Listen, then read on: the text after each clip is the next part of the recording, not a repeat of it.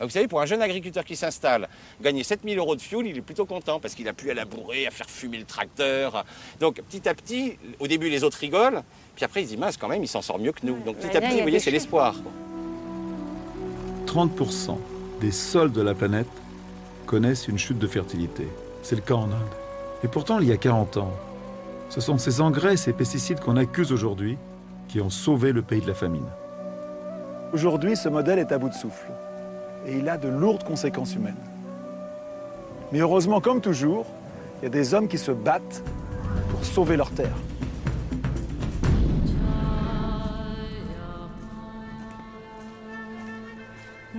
Oumendra Dutt n'aime pas venir ici. Il y a peu, cet endroit était encore vert. Lui, le paysan, voit chaque jour un peu plus sa terre natale du Pendjab se dégrader. Voilà un sol qui est mort. C'est une terre attaquée par le sel. Maintenant, tous ces champs sont devenus infertiles. Ici, avant, il y avait des fermes. Désormais, elles ont disparu. L'agriculture ici, c'est fini.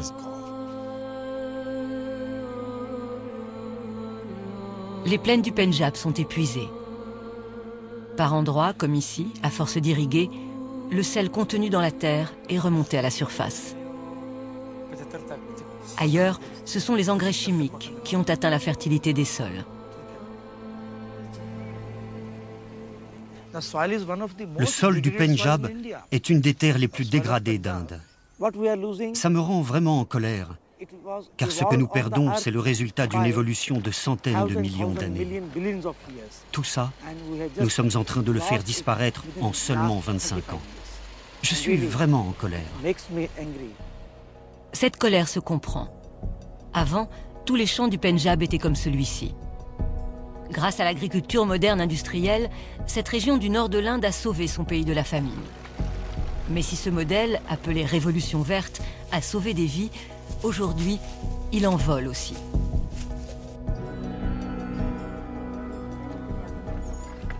Dans les villages du Pendjab, il y a l'histoire de ces fermiers, acculés au désespoir.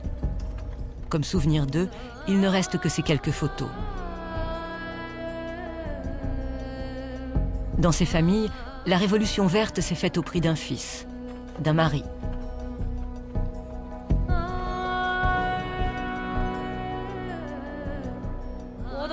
Mon mari espérait tirer un peu d'argent de la vente de ses récoltes, mais il avait tellement emprunté auprès du marchand de produits chimiques que celui-ci a récupéré toute la somme qu'il avait gagnée.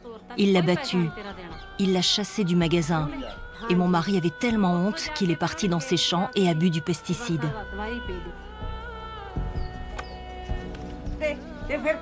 Mon fils avait beaucoup emprunté auprès des banques. Il n'arrivait plus à rembourser.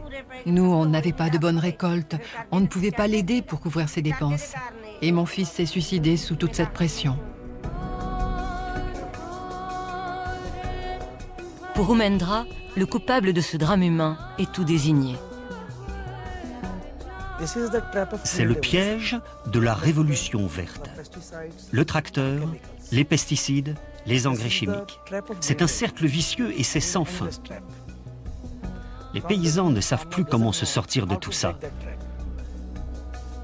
Et le résultat, on peut le voir. Car partout en Inde, la déferlante du tout chimique est passée.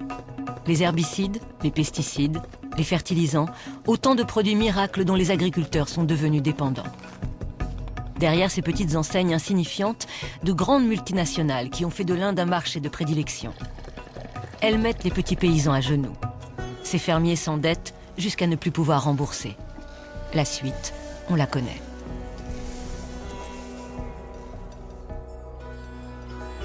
Dans ce village, 20 agriculteurs se sont donné la mort. En Inde, ils sont 25 000 à s'être suicidés. Oumendra Dutt en a assez de cette fatalité.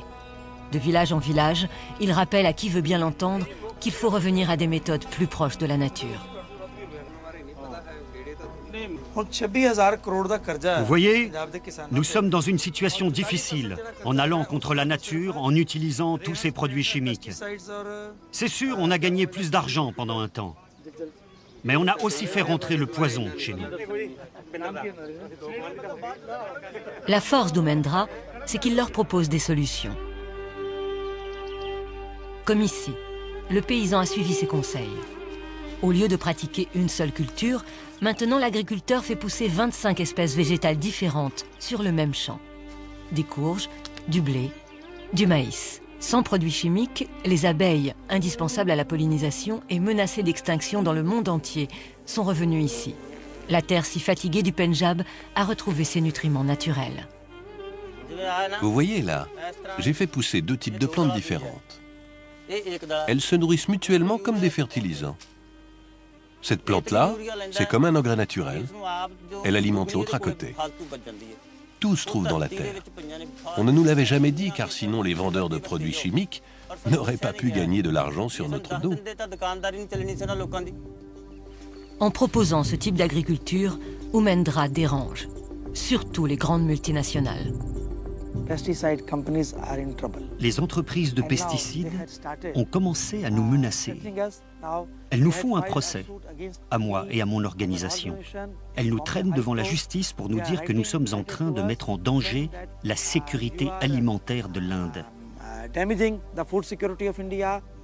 Le marché des produits chimiques est sur le déclin. C'est pour ça qu'ils réagissent si violemment.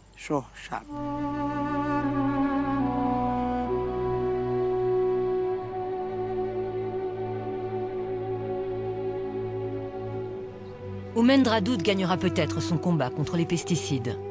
Mais pourra-t-il vaincre le manque d'eau? Un comble dans cette région largement arrosée par les pluies de la mousson. Comme partout dans le monde, ici on épuise l'immense nappe phréatique pour la culture intensive du blé et du riz. 800 000 puits comme celui-ci sont recensés dans la région et 21 millions dans toute l'Inde. Les foreurs utilisent des techniques issues de l'industrie pétrolière. Avant, on forait à 50 mètres de profondeur pour trouver de l'eau. Puis il a fallu aller à 200 mètres. Mais l'eau n'était pas de bonne qualité. Et cette fois, on a creusé jusqu'à 350 mètres. Et ce n'est toujours pas bon.